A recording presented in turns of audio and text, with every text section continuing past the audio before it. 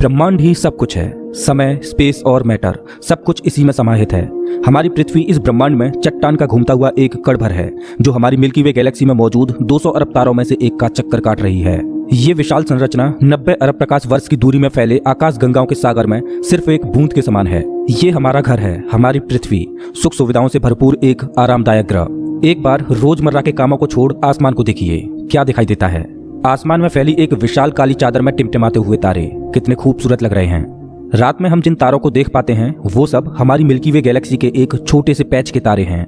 हमारी गैलेक्सी में हम यहाँ रहते हैं और रात के समय में हमें सिर्फ इस छोटी सी जगह के तारे दिखाई देते हैं। कितनी विशाल है हमारी गैलेक्सी, लेकिन क्या ब्रह्मांड के सापेक्ष में हमारी गैलेक्सी का कोई अस्तित्व है? तो अपनी शीट बेल्ट बांध लीजिए, क्योंकि हमारा ये सफर बहुत ही रोमांचक और खतरों से भरा होने वाला है। तो चलिए पृथ्वी की सतह से उड़ान भरते हैं और ब्रह्मांड के आखिरी छोर की ओर चलते हैं। जैसे जैसे हम पृथ्वी की सतह से ऊपर उठते जा रहे हैं वैसे वैसे हमें पृथ्वी की सतह ब्लू स्फीयर की तरह दिखने लगी है।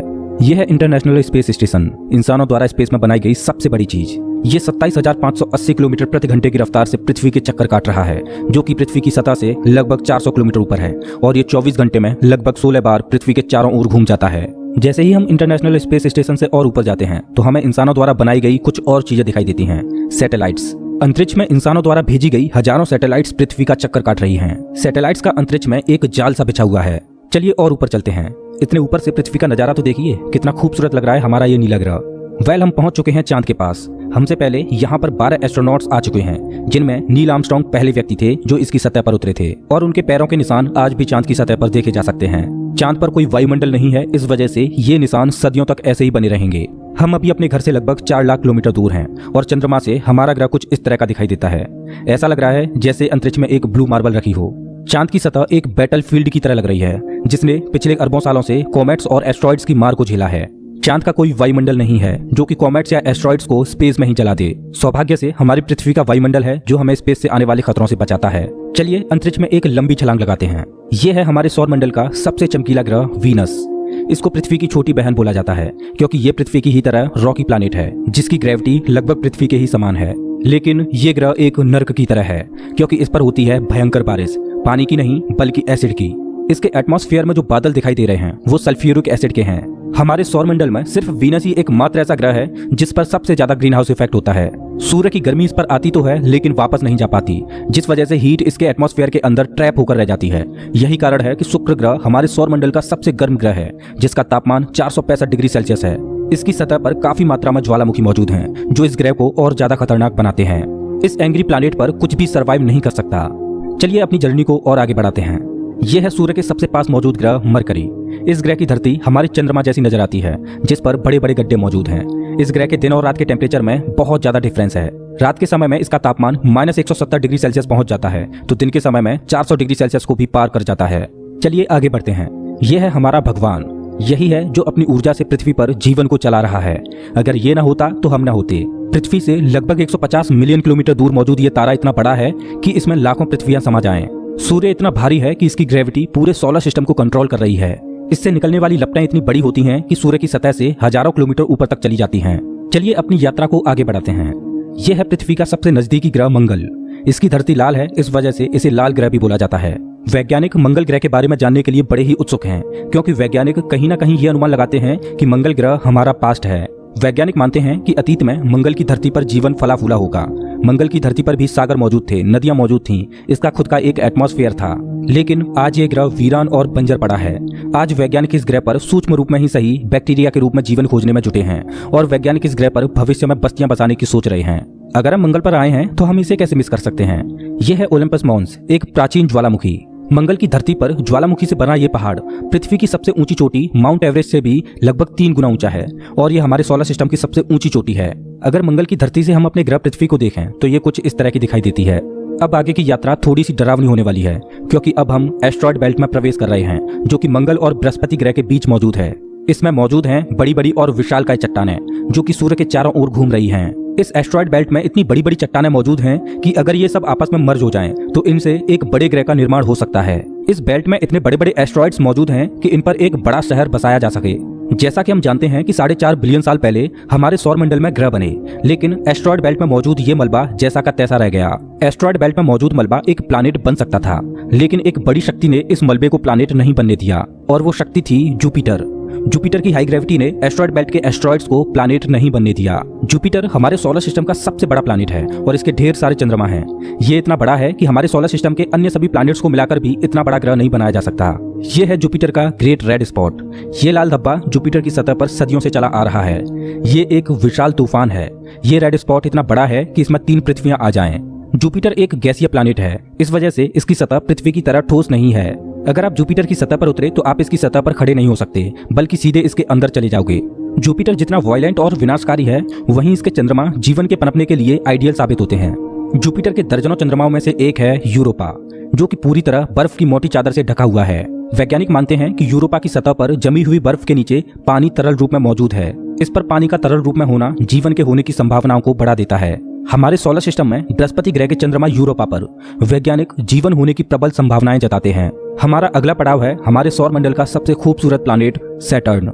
शनि ग्रह के छल्ले इसकी सुंदरता में 4 चांद लगाते हैं, जो कि इसकी सतह से लाखों किलोमीटर ऊपर तक फैले हैं। शनि ग्रह को अपने सोलर सिस्टम का ताज माना जाता है। यह है शनि ग्रह का एक चंद्रमा टाइटन। इसका खुद का एक एटमॉस्फेयर है। इस पर हवा है, बारिश होती है, यहाँ तक कि इस पर ऋतुएं भी बदलती हैं। इस पर नदियां और सागर मौजूद हैं। ये चंद्रमा देखने में लगभग पृथ्वी की ही तरह है, लेकिन इस पर जो नदियां और सागर हैं वो पानी के नहीं बल्कि लिक्विड नेचुरल गैस के हैं। अगर हम किसी भी तरह इस नेचुरल गैस को पृथ्वी पर ला पाएं तो ये इतनी ज्यादा है कि हजारों सालों तक ये हमारे शहरों को रोशन कर सकती है। वैज्ञानिक अनुमान लगाते हैं कि अरबों साल बाद जब सूर्य गर्माने लगेगा और एक रेड जाइंट बन जाएगा, तब टाइटन हैबिटेबल जोन में होगा। उस समय टाइटन पर पृथ्वी जैसी परिस्थितियां मौजूद होंगी। इस वजह से वैज्ञानिक टाइटन को भविष्य की पृथ्वी मानते हैं। अभी हम अपने घर से इतने दूर आ चुके हैं कि यहाँ से हमारी पृथ्वी एक डॉट की तरह दिखाई देती है। अब जैसे जैसे हम अंतरिक्ष की गहराई में और आगे बढ़ते जाएंगे, वैसे वैसे पृथ्वी हमारी आंखों से ओझल होती जाएगी। हमारा अगला पड़ाव है यूरेनस। प्राचीन समय में यूरेनस और नेपच्यून के बारे में कोई भी जानकारी नहीं थी, जब तक कि टेलीस्कोप का आविष्कार नहीं हुआ। हमारी सौर व्यवस्था का सबसे आखिरी प्लैनेट है नेपच्यून। हमारा सोलर सिस्टम बहुत बहुत बड़ा है, लेकिन नेपच्यून के बाद भी हमारा सोलर सिस्टम खत्म नहीं हो जाता। अपने सोलर सिस्टम की गहराई में हम आगे बढ़ते हैं तो हम पहुंच जाते हैं कुइपर बेल्ट में, जो पिछली एस्ट्रॉयड बेल्ट से 20 गुना चौड़ी और 200 गुना ज्यादा फैली है। ग्रहों की लिस्ट से बेदखल किया जाने वाला प्लूटो भी इसी कुइपर बेल्ट का सदस्य है। कुइपर बेल्ट में एस्ट्रॉयड बेल्ट से भी ज्यादा बड़े बड़े ऑब्जेक्ट्स मौजूद हैं, जिनकी खुद की ग्रेविटी की वजह से इनके चंद्रमा भी हैं। चलिए कुइपर बेल्ट को पार करके आगे चलते हैं। हमारी पृथ्वी से 13 बिलियन किलोमीटर दूर यह है सूर्य से सबसे दूर मौजूद ऑब्जेक्ट सेडना। ये एक बौना ग्रह है, जो एक ऐसा स्पेस ऑब्जेक्ट है जो सबसे दूर सूर्य की परिक्रमा कर रहा है। इसकी खोज 2003 में हुई थी। ये सूर्य की एक परिक्रमा 10,000 सालों में पूरी कर पाता है। चलिए अब अपने सोलर सिस्टम से बाहर का रुख करते हैं। अभी हम इंटरस्टेलर स्पेस में प्रवेश कर चुके हैं। देखिए देखिए, अंतरिक्ष की गहराई में ये क्या ट्रेवल कर रहा है। ओह, ये तो वॉयेजर 1 स्पेसक्राफ्ट है। यही तो इकलौता स्पेसक्राफ्ट है जो कि इंसानों द्वारा बनाई गई सबसे दूर मौजूद चीज है। ये पृथ्वी से अब तक 19 अरब किलोमीटर दूर जा चुका है। इस स्पेसक्राफ्ट ने अंतरिक्ष के काफी सवालों से पर्दा उठाया है। ये बंदूक से निकली बुलेट से भी 20 गुना तेज ट्रेवल कर रहा है। चलिए अपनी यात्रा को और आगे बढ़ाते हैं। अभी हम अपने सोलर सिस्टम की हदों से इतने दूर आ चुके हैं कि यहाँ से हमारा सूर्य एक आम तारे की तरह दिखाई दे रहा है, लेकिन इतनी दूर से भी इसकी ग्रेविटी को महसूस किया जा सकता है, क्योंकि अरबों की संख्या में यहाँ पर कॉमेट्स को देखा जा सकता है जो सूर्य की ग्रेविटी से बंधे हुए हैं। इन कॉमेट्स में इतना ज्यादा पानी है कि अगर ये सब इकट्ठे हो जाएं तो ये पृथ्वी से भी ज्यादा बड़े और गहरे सागरों को भर दें। वैज्ञानिक मानते हैं कि पृथ्वी पर ज्यादातर पानी कॉमेट्स के द्वारा ही आया है। पेंसपर्मिया थ्योरी के अनुसार पृथ्वी पर जीवन कॉमेट्स के द्वारा ही धरती पर आया। अंतरिक्ष में तैर रही इन छोटी छोटी बर्फीली चट्टानों में जीवन सूक्ष्म रूप में बैक्टीरिया की फॉर्म में मौजूद हो सकता है। कॉमेट्स का एक विशाल बादल हमारे सौर मंडल को घेरे हुए है, जिसे ऑर्ट क्लाउड बोला जाता है। ऐसा माना जाता है कि ये ऑर्ट क्लाउड हमारे सौर मंडल की ग्रेविटी की आखिरी सीमाओं पर है। इसके बाद सूरज की ग्रेविटी कमजोर पड़ने लगती है, जिस वजह से इसके बाद सूरज का खिंचाव बहुत कम रह जाता है। अब यहाँ से आगे की यात्रा एक अननोन और रहस्यमयी स्पेस में होगी, जहाँ घुप अंधेरा है। यहाँ इतना अंधेरा है कि हम अपनी आंखों से भी कुछ भी नहीं देख पाएंगे। यहाँ देखने के लिए हमें इंफ्रारेड विजन की जरूरत पड़ेगी। हम अपनी पृथ्वी से बहुत बहुत बहुत दूर आ चुके हैं, लेकिन ब्रह्मांड के सापेक्ष में ये हमारा एक मामूली सा स्टेप है। यहाँ से हमें चारों ओर अरबों तारे दिखाई दे रहे हैं, लेकिन अभी हम सबसे नजदीकी तारामंडल की ओर बढ़ रहे हैं। ये है हमारा पड़ोसी सोलर सिस्टम। ये हमसे इतना दूर है कि हमारे सूर्य के प्रकाश को इस तारामंडल तक पहुंचने में 4.3 सालों का वक्त लगता है। इस तारामंडल का नाम है अल्फा सेंटोरी। इस तारामंडल में 3 तारों का समूह है, जिनमें अल्फा सेंटोरी ए और अल्फा सेंटोरी बी तारे आपस में बाइनरी स्टार सिस्टम के तहत जुड़े हुए हैं। इस तारामंडल में प्रॉक्सिमा सेंटोरी बी नामक ग्रह मौजूद है, जो पृथ्वी की ही तरह हैबिटेबल जोन में है और इस ग्रह पर एलियन लाइफ मौजूद हो सकती है। चलिए अपनी यात्रा को आगे बढ़ाते हैं। पृथ्वी से हम 10 प्रकाश वर्ष दूर आ चुके हैं और हमारे सामने ये एक बेबी स्टार है, जिसने अभी अपना जीवन शुरू ही किया है और इस तारामंडल में अभी ग्रहों का जन्म होना बाकी है। हो सकता है कि इस तारामंडल में किसी ऐसे ग्रह का जन्म हो जाए जो हमारी पृथ्वी की ही तरह जीवन को धारण करने योग्य हो, लेकिन अभी इसमें अरबों सालों का वक्त लगेगा। वेल, अपनी यात्रा को आगे बढ़ाते हैं। अभी हम पृथ्वी से 20 प्रकाश वर्ष दूर आ चुके हैं और अभी हम ऐसे तारामंडल से होकर गुजर रहे हैं जिसका जन्म हमारे सोलर सिस्टम के साथ ही हुआ था। इस तारे का नाम है ग्लीस 581 और इसकी सबसे बड़ी खास बात यह है कि इस तारे का चक्कर लगा रहा है एक ऐसा ग्रह जो हमारी पृथ्वी से बिल्कुल मेल खाता है और इस ग्रह पर एलियन सिविलाइजेशन होने की प्रबल संभावना है।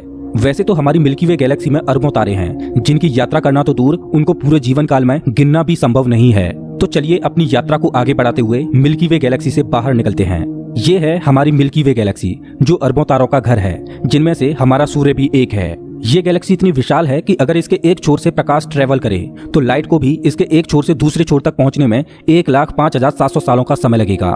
लेकिन ब्रह्मांड में मौजूद बड़ी बड़ी विशालकाय गैलेक्सियों के सामने हमारी गैलेक्सी कुछ भी नहीं। यूनिवर्स में मिल्की वे से भी कई गुना बड़ी गैलेक्सियां मौजूद हैं। तो चलिए अपने सोलर सिस्टम और अपनी गैलेक्सी को पीछे छोड़ते हुए इंटरगैलेक्टिक स्पेस में प्रवेश करते हैं। इंटरगैलेक्टिक स्पेस में प्रवेश करके हमें दूर दूर तक अरबों गैलेक्सियां दिखाई दे रही हैं, लेकिन ये सभी गैलेक्सियां झुंड में हैं और ये है हमारी गैलेक्सियों का झुंड, जिसमें हमारी गैलेक्सी मिल्की वे और अन्य पड़ोसी गैलेक्सियां मौजूद हैं। गैलेक्सियों के इस छोटे से झुंड को लोकल ग्रुप बोला जाता है। गैलेक्सियों का ये लोकल ग्रुप 10 मिलियन प्रकाश वर्ष में फैला हुआ है। जैसे जैसे हम अपनी यात्रा को आगे बढ़ाते जा रहे हैं वैसे वैसे हमें अन्य गैलेक्सियों के झुंड दिखाई देते जा रहे हैं और उनमें भी हमारे लोकल ग्रुप की तरह गैलेक्सियां मौजूद हैं। गैलेक्सियों के कई लोकल ग्रुप्स को मिलाकर एक सुपर क्लस्टर बनता है। अभी हमारे सामने जो मौजूद है वो है वर्गो सुपर क्लस्टर। इसी वर्गो सुपर क्लस्टर में हमारी गैलेक्सियों का लोकल ग्रुप भी शामिल है और हमारी गैलेक्सियों का लोकल ग्रुप इस छोटे से पैच में है। अभी हम अपने घर से इतने दूर आ चुके हैं कि यहाँ से हम अपने सूर्य को तो छोड़ो, यहाँ तक कि अपनी गैलेक्सी को भी छोड़ो, हमारी गैलेक्सियों का लोकल ग्रुप ही एक छोटे से पैच के समान दिखाई दे रहा है। कितना विशाल है ना वर्गो सुपर क्लस्टर। इस वर्गो सुपर क्लस्टर में 100 से ज्यादा गैलेक्सियों के लोकल ग्रुप शामिल हैं और ये 110 मिलियन प्रकाश वर्ष में फैला हुआ है।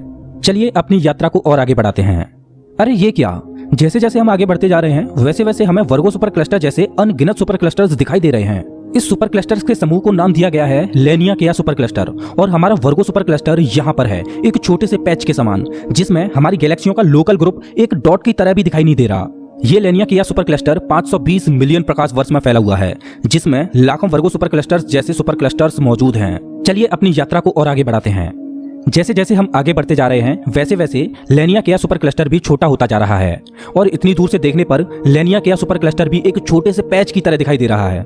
ओह माय गॉड, मेरा तो दिमाग ही घूम गया। खैर अपनी यात्रा को और आगे बढ़ाते हैं। यह है हमारा ऑब्जर्वेबल यूनिवर्स, जिसमें हमारा लेनिया केया सुपर क्लस्टर एक छोटे से डॉट की तरह मौजूद है। लेकिन क्या यही हमारी यात्रा खत्म हो जाती है? क्या इतना ही बड़ा है ब्रह्मांड? वेल, जैसा कि मैंने अभी बोला, यह है ऑब्जर्वेबल यूनिवर्स यानी ज्ञात ब्रह्मांड।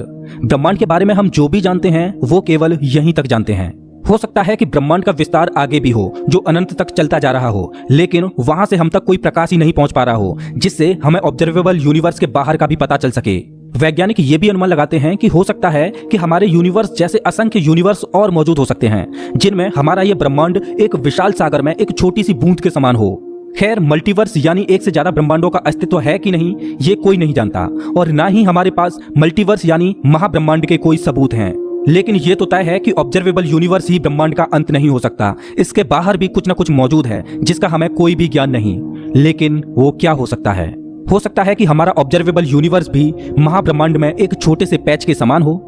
वेल दोस्तों, आपकी ब्रह्मांड के आखिरी छोर तक की यात्रा कैसी रही प्लीज कमेंट बॉक्स में जरूर बताएं। अगर आपको ये वीडियो पसंद आया हो तो इसे लाइक करें और ऐसे ही मजेदार वीडियोज के लिए चैनल को सब्सक्राइब करें। साथ ही